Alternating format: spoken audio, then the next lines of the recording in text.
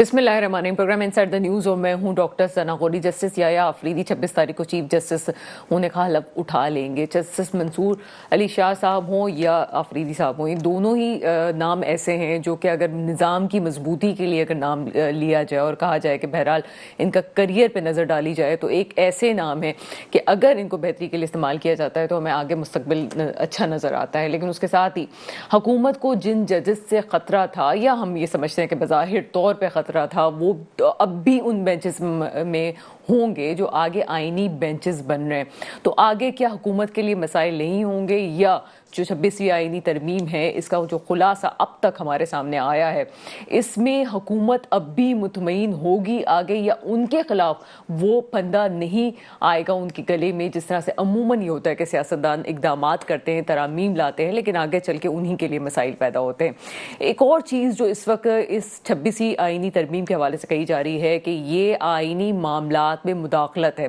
जो एक अवामी तासुर है। क्या वाकई ऐसा है या ऐसा नहीं है? एक परसेप्शन पेश किया जा रहा है जबकि ऐसा नहीं है। और साथ ही साथ इस आईनी तरमीम को ये भी कहा जाता है कि ये मिसाके जमहूरियत का हिस्सा है। इन तमाम मौज़ूआत पे बात करेंगे और साथ ही साथ आज बुशरा बीबी साहिबा की रिहाई और इस पर PTI की क़यादत और PTI के बहुत से लोग इस वक्त जेल के सलाखों के पीछे हैं, इस पे आगे क्या मामलात होने जा रहे हैं। डील की बात की जा रही है और डील पे किस हद तक हकीकत है, इस पर भी बात करेंगे। लेकिन पहले प्रोग्राम के चंक में हम बात करते हैं 26वीं आईनी तरमीम के हवाले से। मेरे साथ इस वक्त प्रोग्राम में मौजूद हैं मोहतरम जनाब जस्टिस रिटायर वजीउद्दीन सानी साहब और साथ ही साथ मुझे ज्वाइन करेंगे सेनेटर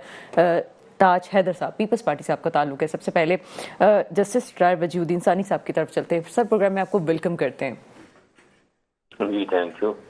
जस्टिस साहब, ये बताइएगा कि ये जो 26वीं आईनी तरमीम है इसके बारे में आम जो अवाम का तासुर है, जिस तरह से हम इस वक्त सोशल मीडिया देख रहे हैं या आलमी सतह पे भी हमने कुछ ट्विटर ऐसे देखे जिसमें कहा गया कि ये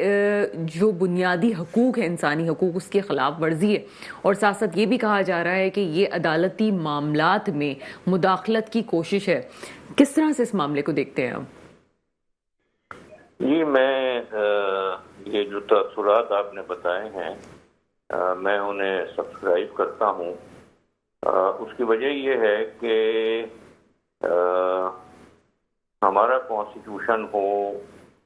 या कोई भी डेमोक्रेटिक कॉन्स्टिट्यूशन हो, उसमें एक बुनियादी कॉन्सेप्ट अदालत की आज़ादी का होता है, इंडिपेंडेंस ऑफ जुडिशरी का होता है। और हमारे यहाँ तो जो प्रीएम्बल है वो शुरू ही इस बात से होता है कि where independence of the judiciary would be ensured. तो ये उस पर इंकर्जन है। बुनियादी तौर के ऊपर अपॉइंटमेंट्स को कंट्रोल करने की कोशिश की गई है। चले वहाँ तक भी मामला जो है वो इतना सीरियस नहीं है, लेकिन अदालत की कार्रवाइयों में इंटरफियर करने की कोशिश की गई है। यानी वो काम जो कि इंटरनली हुआ करता था और सारी दुनिया में अब भी होता है, उसे बाहर से कंट्रोल करने की कोशिश की गई है। यानी किसी भी अदालत में सबसे अहम मामलात जो हैं वो आईनी मामलात होते हैं, दस्तूर से मुताल्लिक मामलात होते हैं। उसमें अदलिया का रोल ख़त्म कर दिया गया है, बजाय इसके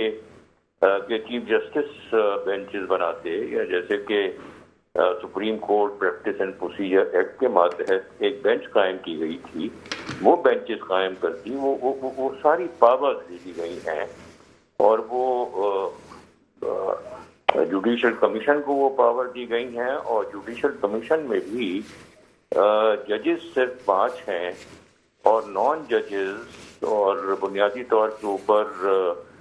हुकूमत के साथ एफिलिएटेड लोग जो हैं वो 8 हैं। यानी 8-5 की मेजॉरिटी से जो अहम तरीन काम होता है किसी भी अदालत का, और खुसूसन अदालत उज़्मा का, एपेक्स कोर्ट का, वो उसका टोटल कंट्रोल ले लिया गया है। اب وہ بینچز کیسے بنتی ہیں، کیا ہوتا ہے، وہ وقت بتائے گا، لیکن یقیناً اس طرح کے ججز سپریم کورٹ میں موجود ہیں جو اب تک احساس یہ ہوا ہے کہ پلائبل ہیں. تو توقع یہی ہے کہ اس طرح کے پلائبل ججز جو ہیں وہ ان بینچز پہ رکھے جائیں گے اور خواہش کے مطابق فیصلے لینے کی کوشش ہوگی. سر ایک اور جو بھی تاثر نظر آ رہا ہے کہ ہمیں ایسا لگتا تھا کہ جو ایک اختلاف بڑھتا ہمیں نظر آ رہا تھا ایک ملک کے ایک ادارہ، ہم یہ سمجھتے تھے کہ عدلیہ وہ ادارہ ہے جہاں پہ بہت زیادہ مخالفت نہیں ہے اور ہوتی بھی ہے تو اندرونی طور پہ ہوتی ہے، لیکن کچھ عرصے سے ہمیں کھل کے یہ چیزیں سامنے نظر آنے لگیں کہ ججز کے درمیان جو ہے وہ بات ہو رہی ہے اور کھل کے اختلافی نوٹ جو ہیں وہ میڈیا کے میں بھی آ رہے ہیں. ابھی ریسنٹلی آج کا جو میں بیان آپ کو پڑھ کے سناؤں تو چیف جسٹس منصور علی شاہ نے چیف جسٹس پاکستان قاضی فائز عیسیٰ کو نیا خط جو ہے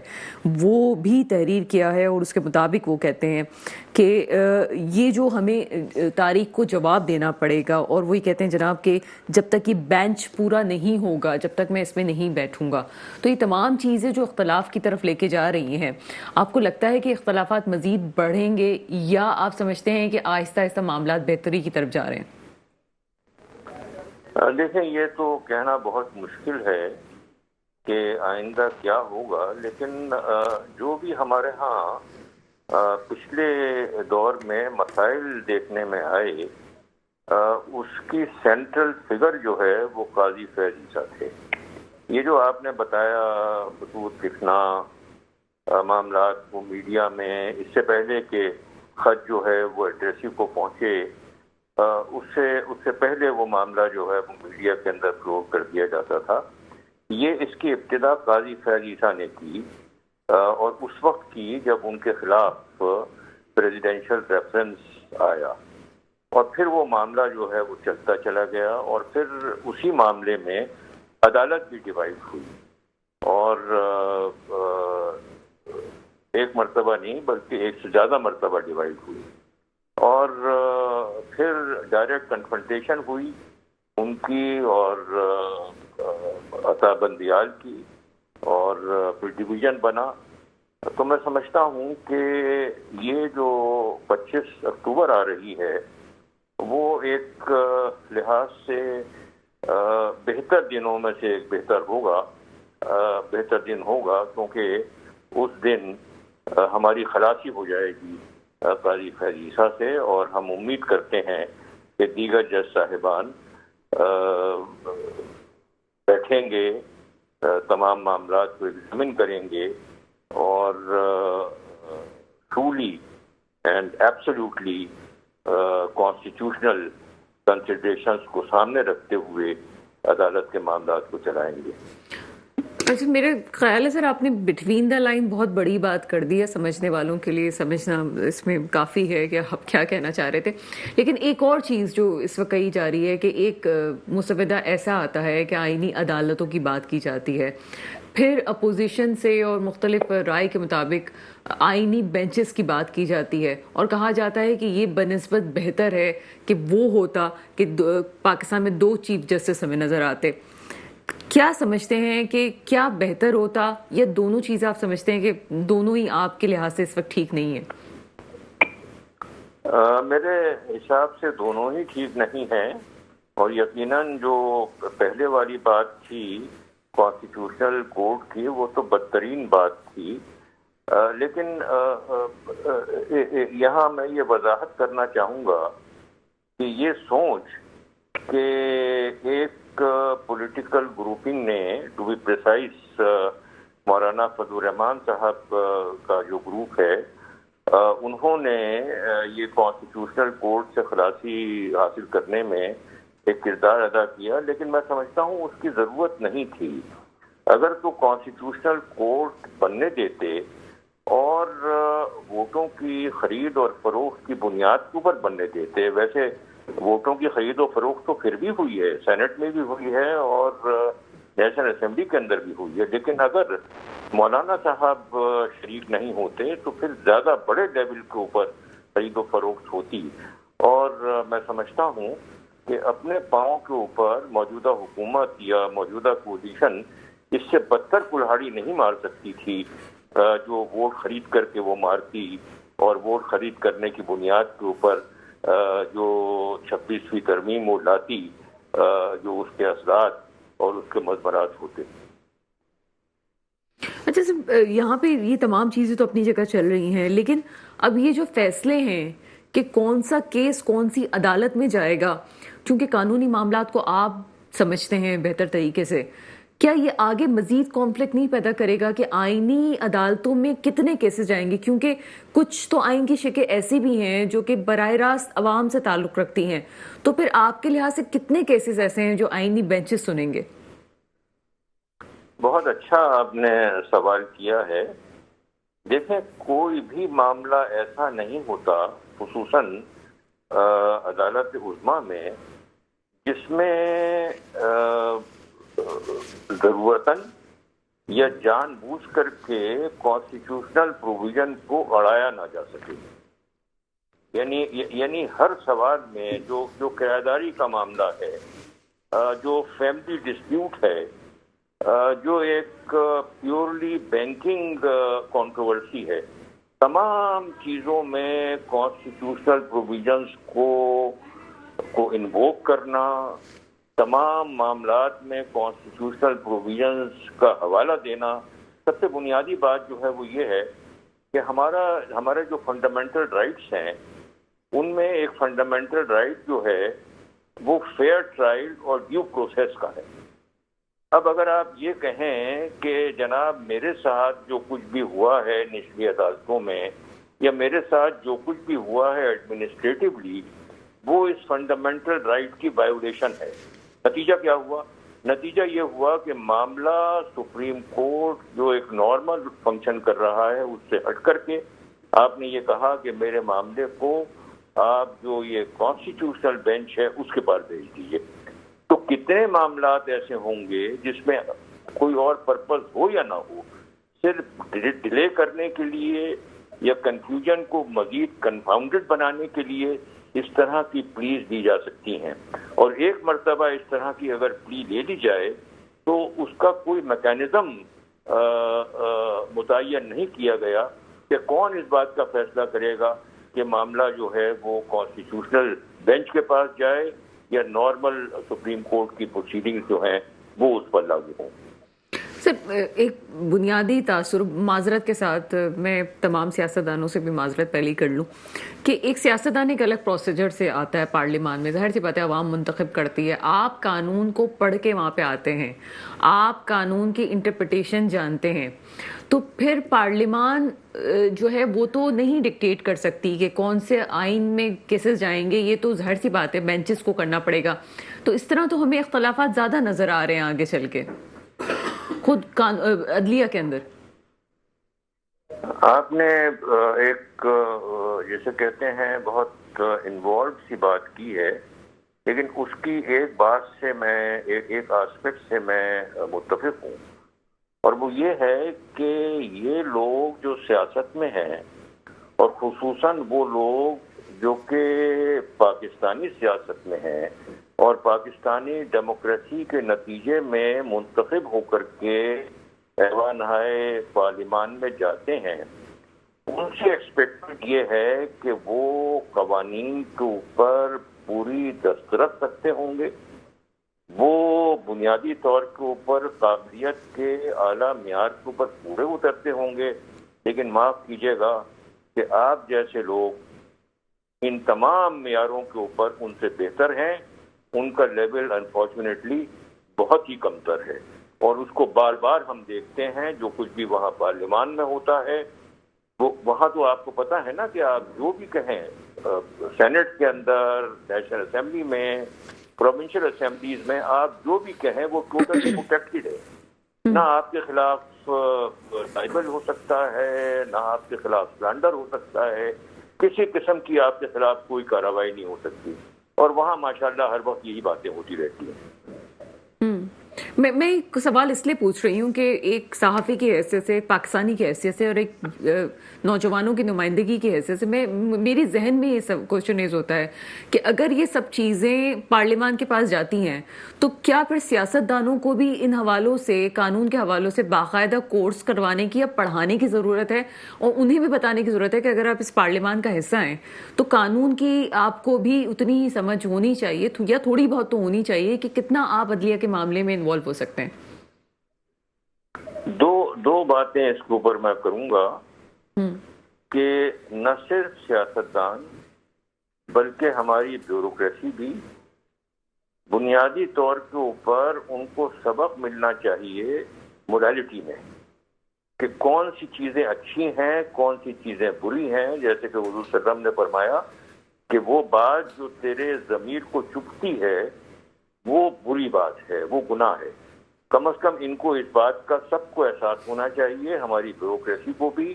جس میں سول بیوروکریسی بھی شامل ہے اور ملٹری بیوروکریسی بھی شامل ہے. اور یہی تمام باتیں ہمارے سیاستدانوں کو، خصوصاً ان کو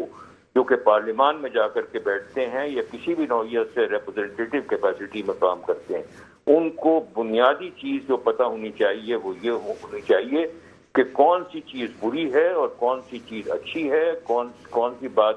جرم کے زمرے میں آتی ہے اور کون سی بات احسان کے زمرے میں آتی ہے.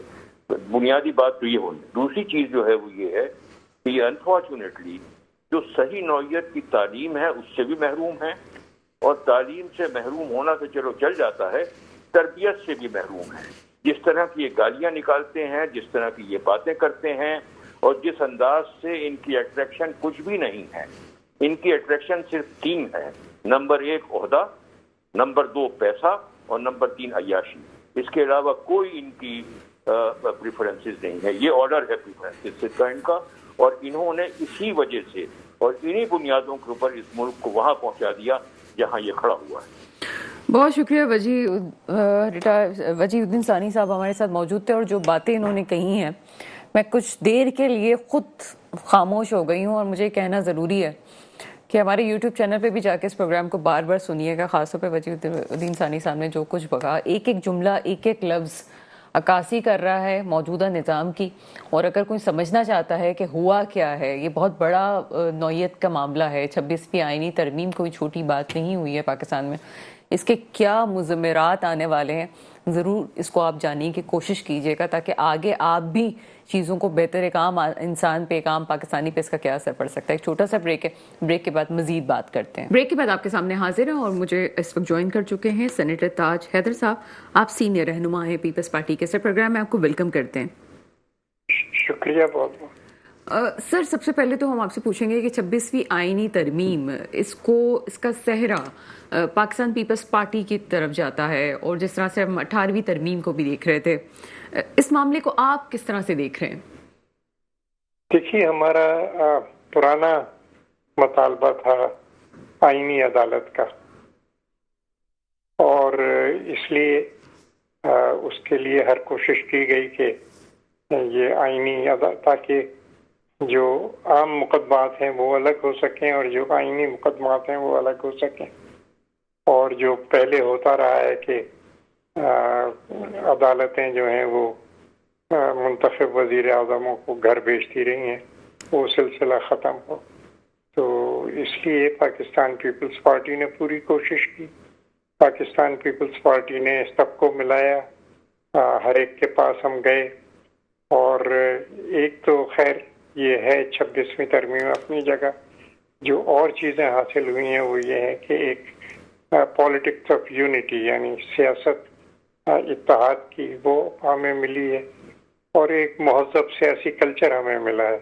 جس طریقے سے چیئرمین بلاول نے اس تمام معاملے کو ہینڈل کیا ہے، تو اس میں یہ 2 چیزیں جو ہیں یہ بھی بہت اہم ہیں کہ ایک نیا کلچر، مہذب کلچر. پھر یہ کہ اس چیز کی ضرورت کہ سب کو ملا کے چلا جائے، یہ چیز سامنے آئی. اور میرے خیال سے یہ وہ چیز ہے جو بہت آگے تک دیر پا ثابت ہوگی. سینیٹر صاحب، ایک اور جو ایک تاثر پیدا ہو رہا ہے، ابھی ریٹائرڈ جسٹس وجیہ الدین ثانی صاحب ہمارے ساتھ موجود تھے. ان کا یہ کہنا تھا کہ عدالتی معاملات میں مداخلت کا معاملہ نظر آتا ہے اور وہ کسی بھی صورت میں نہ آئینی بینچز کو بہتر سمجھ رہے ہیں نہ آئینی عدالت کو بہتر سمجھ رہے تھے.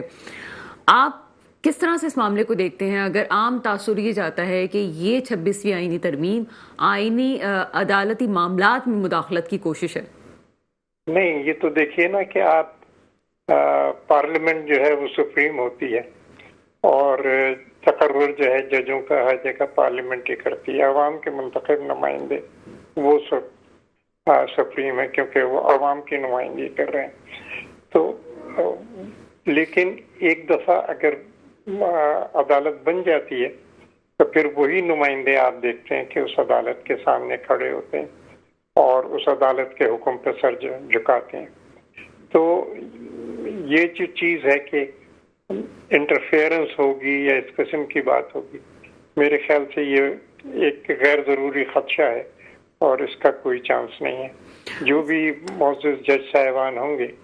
وہ اپنی مرضی سے قانون کے مطابق، آئین کے مطابق وہ فیصلے دیں گے اور وہ فیصلہ سب کو تسلیم کرنا پڑے گا. ٹھیک سر، ایک اور بات جو مولانا فضل الرحمان صاحب کے حوالے سے کہی جا رہی تھی کہ کافی ایم کیو ایم نے بھی اس کو سراہا، پیپلز پارٹی نے بھی سراہا،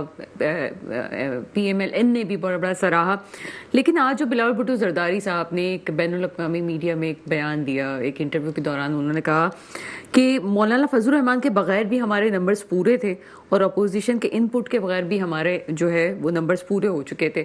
یہ اس کو آپ کس طرح سے دیکھتے ہیں؟ چونکہ جو ہمیں اعداد و شمار نظر آ رہے تھے ان کے بغیر تو ممکن نہیں تھا یہ سب کچھ، لیکن آج میں یہ کہہ رہا ہوں کہ بہت سے لوگ تھے کہ جو ووٹ دینا چاہ رہے تھے اس طرح. اچھا ٹھیک ہے. اپوزیشن کے بہت سے لوگ تھے جو ووٹ دینا چاہ رہے تھے اور وہ مطلب ہمیں 224 کی تعداد جو تھی وہ مل جاتی بڑے آرام سے. لیکن جیسا کہ میں نے ابھی عرض کیا کہ جو ایک اتحاد کی سیاست ہے، پالیٹکس آف یونٹی، اور ایک مہذب سیاسی کلچر ہے اور سب کو ساتھ لینے کی بات ہے اور ایک اتفاق رائے پیدا کرنے کی بات ہے، اس میں حضرت مولانا فضل الرحمان کا بہت بڑا رول ہے اور انہوں نے بڑی کوشش اور کاوش کی اور ان کا گھر ایک طریقے سے مرکز بنا رہا کہ اس کے اندر آ کے سب لوگ جو تھے بیٹھتے تھے اور تبادلہ خیال ہوتا تھا اور ایک اتفاق رائے کی کوشش جو انہوں نے کی اس کا اپنا مقام ہے. اچھا، ایک اور چیز جو ہم پوچھنا چاہیں گے آپ سے کہ تھوڑا پولیٹیکل وے میں اس کو لے کے جاتے ہیں کہ ابھی تک مخصوص نشستوں والا معاملے کا والا جو وہ کسی طرح سامنے نہیں آیا ہے کہ آگے ہوگا کیا. یہ ایک تاثر پیش کیا جا رہا ہے کہ یہ جو مخصوص نشستوں والا معاملہ ہے اس کو کسی طرح سے رفع دفع کرنے کے لیے یہ اتنی جلدی طور پہ کوشش کی گئی ہے کہ جناب منصور علی شاہ صاحب کے چیف جسٹس کے حلف سے پہلے تمام کارروائی اس لیے کی گئی ہے کیونکہ خوف تھا حکومت کو کہ یہ مخصوص نشستوں والا معاملہ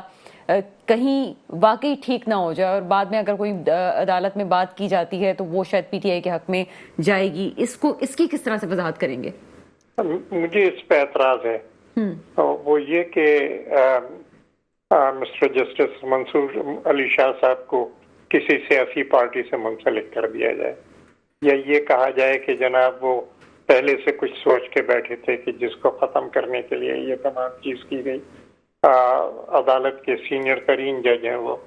اور ان کی بڑی مقام ہے، ان کا بڑی عزت ہے ان کی. میرے خیال سے یہ تاثر دینا کہ وہ کسی سیاسی پارٹی سے منسلک تھے یا اپنا ذہن پہلے سے بنائے بیٹھے تھے، میرے خیال سے یہ مناسب نہیں ہے. جب کیس آئے گا کوئی بھی ان کے سامنے آئے گا تو پھر وہ اسے بالکل غیر جانبدارانہ طور پہ وہ دیکھیں گے. دوسری بات آپ کا قطع کلام ہو رہا ہے. دوسری بات یہ ہے کہ اب کیونکہ سپریم کورٹ جو ہے وہ دوسرے مقدمات دیکھے گا،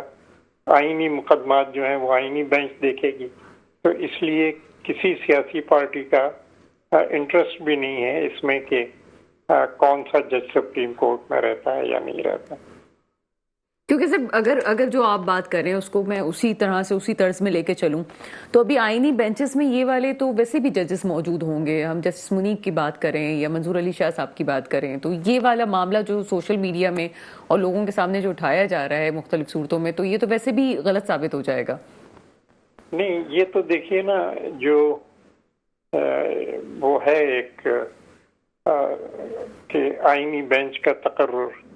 اس کا طریقہ کار ہے اور اس میں تمام صوبوں کی نمائندگی مساوی ہے، تو اس سے ہم بہت آگے تک دیکھ رہے ہیں. اس میں آئینی عدالت بھی جو ہم لے کے آئے تھے اس میں یہی تھا کہ سب کو مساوی وہاں پہ نمائندگی ہر صوبے کی ہو، اور کیونکہ ایک فورم بن جائے گا جس میں بین الصوبائی معاملات یا آئینی معاملات لے جائے جا سکیں گے، تو اس لیے میں سمجھتا ہوں کہ ایک اتحاد اور اتفاق کی فضا وہاں سے بھی پیدا ہوگی. اچھا سر، آپ کا ایک وسیع تجربہ ہے اور بڑے آپ نے پازیٹیو اقدامات بھی کیے ہیں. میں آپ سے ایک کوشچن بڑے دل سے پوچھنا چاہتی ہوں کہ مجھے یہ بتائیں کہ کیا یہ جو جمہوریت کا تسلسل ہے، یہ ہمیں یہ جو حکومت ہے، یہ پارلیمان ہے، یہ بھی اپنی مدت مکمل کرتے ہوئے نظر آ رہی ہے؟ بیٹی دیکھو، جو وقت کا جو رخ ہے وہ مستقبل کی طرف ہے، تو یہ چیزیں واپس نہیں پلٹتی. آپ ایک ایک قدم زینہ چڑھتے جاتے ہیں اور یہ کبھی نہیں ہوتا کہ آپ واپس، اور اگر واپسی کی کوئی کوشش کرے گا تو نقصان اٹھائے گا. یہ تمام چیزیں جو ہے نا ہمیں آگے کی طرف دیکھنا چاہیے اور آگے کی طرف بڑھنے کی کوشش کرنی چاہیے. سب نے مل جل کے ایک یہ پاس کیا ہے امینڈمنٹ، اور اس میں جیسے چیئرمین بلاول نے کہا کہ تحریک انصاف بھی پوری طرح شامل ہے، کیونکہ مسودے پہ جو ان کے اعتراضات تھے ان کو جو ہے وہ ٹھیک کیا گیا اور ان کو رکھا گیا. تو مسودے میں ان کی بھی ان پٹ ہے. یہ نہیں کہا جا سکتا کہ اس میں اپوزیشن شامل نہیں ہے. تو یہ جو سلسلہ ہے یہ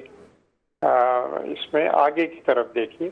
یہ نہ خدشے کہ جی یہ نہ ہو جائے وہ نہ ہو جائے. میرے خیال سے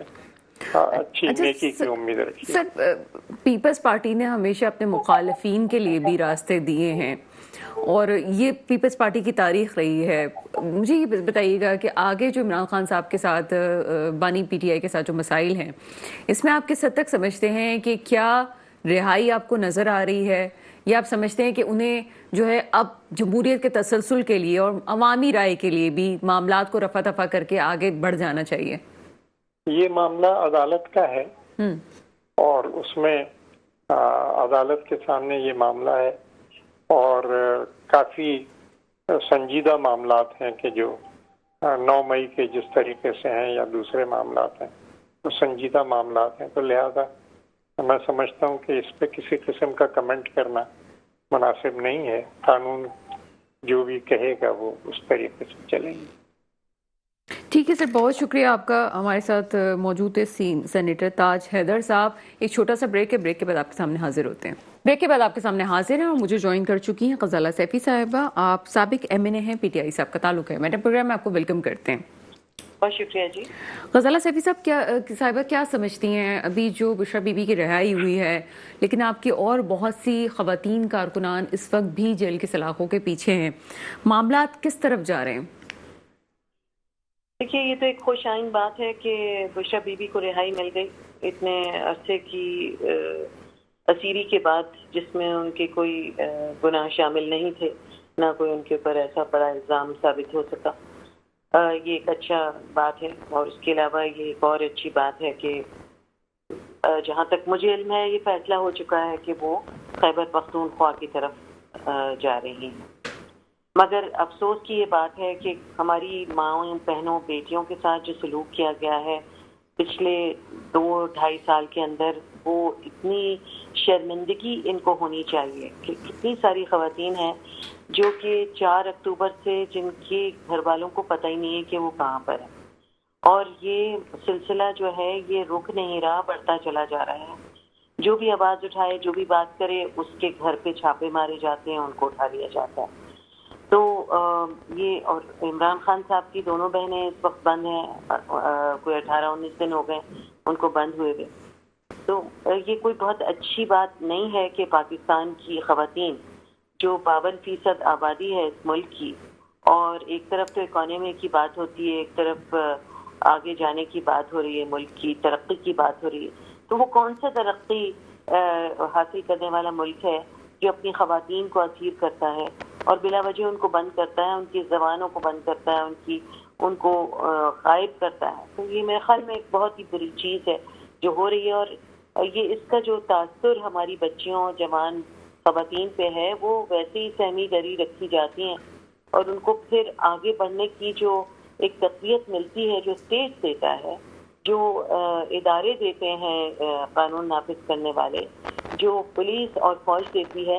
اگر وہ لڑکیاں جو غریب ہیں، جو پیدل چل رہی ہیں سڑک پہ، یا جو ایون دوست جو بہت امیر بھی ہیں، جن کے آگے پیچھے گارڈ بھی ہیں، وہ بھی غیر محفوظ ہیں، تو یہ بڑا ایک اہم مسئلہ ہے۔ بشرا بی بی کی رہائی بہت اچھی چیز ہے، ہو گئی، اور اس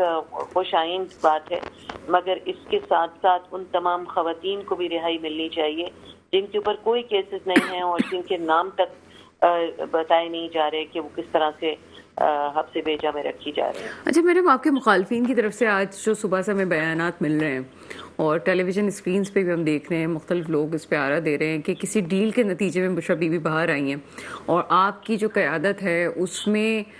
جو دوسرے درجے کی قیادت ہے اس میں شدید اختلافات چونکہ پائے جاتے ہیں، تو بشرا بی بی الگ لیڈ کریں گی اور جو آپ کے بانی ہیں ان کی بہنوں کی الگ ایک سیاست کا رخ ہوگا، جبکہ کے پی کے والوں کی سیاست کا رخ ایک اور طرف ہونے جا رہا ہے۔ کیا آپ کو اس بات کا خدشہ ہے کہ کوئی اس طرح کروا سکتا ہے، یا آپ سمجھتی ہیں کہ صرف افواہ کی حد تک کی بات ہے؟ دیکھیے، افواہیں تو ہوں گی جب بڑا لیڈر جو ہے کسی پارٹی کا، ایسا کبھی نہیں ہوا کہ ایک بڑے لیڈر کو جو کہ جس کے کوئی رشتہ دار پارٹی میں سیاسی طور پر موجود نہ ہوں، ان کو غائب کر دیا جائے، بند کر دیا جائے اور ان کے اوپر مسلسل کیسز چلائے جائیں، اور ہر کیس کا جو نتیجہ ہے وہ یہی ہے کہ وہ انہیں بری کر دیا جاتا ہے۔ تو اس وقت عمران خان صاحب کا باہر نکلنا بہت زیادہ ضروری ہے، کیونکہ اگر آپ نے ایک کوشش یہ کی جا رہی ہے کہ وہ لوگ جو پورے پاکستان کے لوگ جو بھی نکلے، ووٹ ڈالنے والے جو لوگ بھی تھے جنہوں نے نکلے اور ووٹ ڈالا، اور انہوں نے اس بات پہ مہر ثبت کی کہ پاکستان کا بڑا لیڈر جو ہے وہ عمران خان ہے، جس کا نتیجہ آپ نے پارلیمان میں ان کی نمبر سے اندازہ لگا لیا۔ تو اب آپ یہ مجھے بتائیے کہ یہ دھڑے تو بنتے ہوئے نظر آ رہے ہوتے ہیں، مگر ضروری نہیں کہ ان میں ساری چیزیں حقیقت میں ہوں، اور سب کا ایک ہی تمام لوگ جو بھی ہیں، اگر آپ سمجھتی ہیں یا لوگ یہ کہہ بھی رہے ہیں افواہ کے طور پہ کہ دھڑے بن جائیں گے، تو اصل اس کا جو متن ہے وہ یہی ہے کہ سب اسی طرف جائیں گے کہ عمران خان کو رہائی دی جائے، کیونکہ جب تک جو مین لیڈر ہے جس کی وجہ سے پارٹی ایگزسٹ کرتی ہے، جس کی وجہ سے ووٹرز ایگزسٹ کرتے ہیں، جس کی وجہ سے پارٹی کے ممبرز ایگزسٹ کرتے ہیں، اس کو غائب کر دیا جائے، اس کو ملنے کی اجازت نہ دی جائے اپنے وکیلوں سے، اور کہا جائے کہ فل فردر آرڈرز کسی سے مل نہیں سکتے، اس سے بڑا کیا ظلم ہو سکتا ہے؟ اس سے بڑی کیا تاریکی اور اندھیرا ہو سکتا ہے؟ وہ آپ کی بات میں اس کو سیکنڈ کرتی ہوں غزالہ سیفی صاحبہ، کہ جب آپ کا لیڈر ہی جیل کے سلاخوں کے پیچھے ہوگا تو بہت سارے اختلافات ہو سکتے ہیں،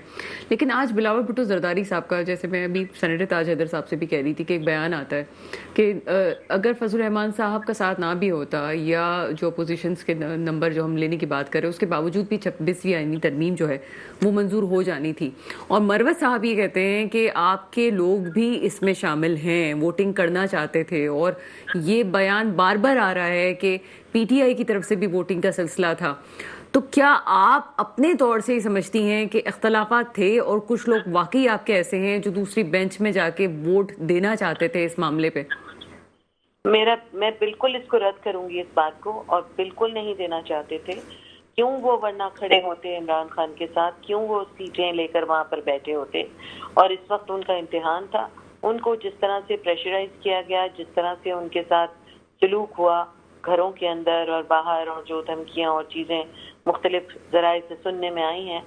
تو یقیناً بہت سارے خاص طور پہ خواتین کے ساتھ جب ایسا ہوتا ہے تو اس میں ان کے بچے انوالو ہوتے ہیں، فیملیز انوالو ہوتی ہیں،